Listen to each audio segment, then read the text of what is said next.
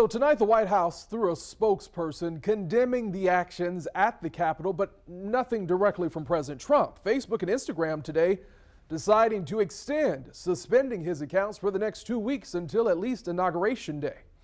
A change in course, however. A local congressman was one of the dozens of representatives planning to challenge Joe Biden's Electoral College win following yesterday's violent insurrection. He changed his mind. That's Representative Mike Waltz of St. Augustine Beach. He spoke with our Jessica Clark today about what prompted the about face.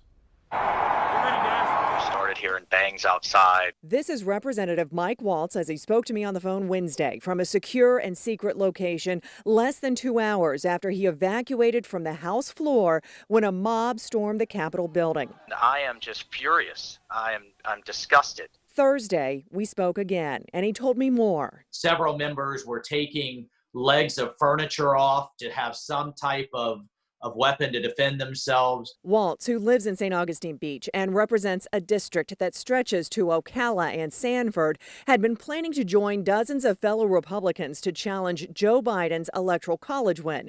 Wednesday night, he altered course. What was it that changed your mind?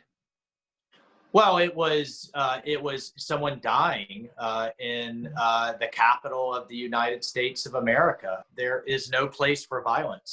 It was very clear that we did not have the votes to truly reject some of these ballots.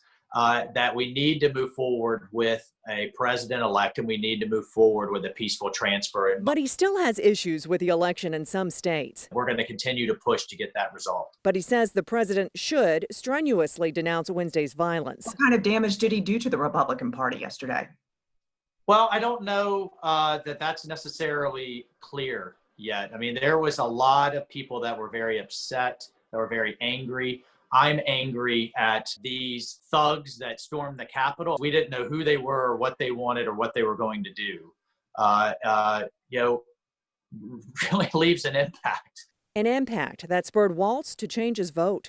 Jessica Clark, First Coast News, on your side. Thank you, Jessica. With growing calls to invoke